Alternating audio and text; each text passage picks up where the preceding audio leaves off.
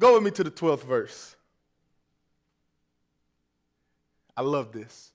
Not as though I had already attained, either were already perfect, but I follow.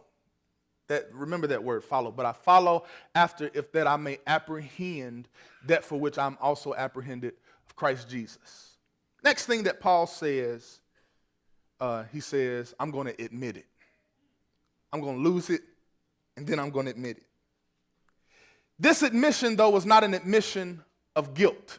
It's not an admission of defeat.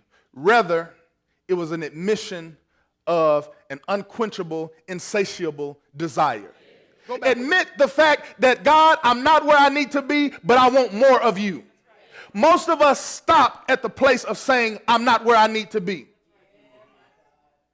Most of us quit whatever because we say, God, I'm not there. So since I'm not there, that's the biggest. Can I just tell y'all my tangent real quick? I hate to hear people say that, oh, well, I'm not where I need to be, so I'm just not going to do nothing.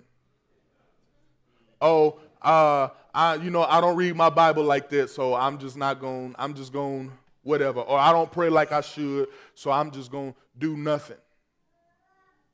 When you acknowledge where you're not, it should create a hunger and a desire for you to get even better, for you to go even further, for you to get even greater. So Paul says, I'm not there, but I'm pursuing it.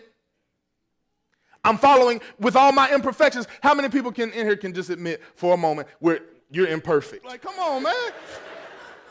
So Paul says, I count not myself to have apprehended, but this one thing I do, I press towards the mark.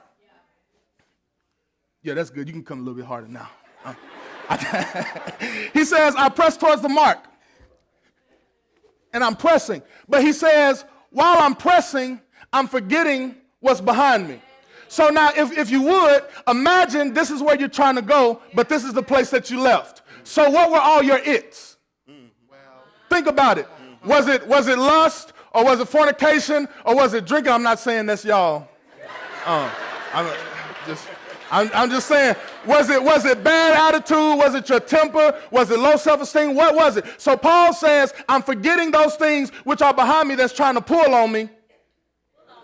There we go.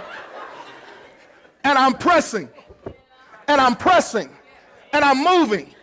And while I'm pressing, I'm reaching, and I'm reaching, and I'm not going to stop. But did that give you a mental picture? Because can we be honest, that's where we find ourselves in life sometimes, is that we're trying to move forward, and there are forward things, or there are things in front of us that are trying to restrict us, but at the same time, that's how we live our life sometimes, is that even though we're trying to move forward, there are still things that are still trying to grab us. And can I help you? Can I help you for a minute? Because the devil will try to condemn you, and the devil will try to make you feel like just because your past is still trying to pull you down, that you hadn't been delivered. The devil will try to make you think that just because you used to have issues, that you still have those issues. But how many of you know that when you find Christ, you become a new creature?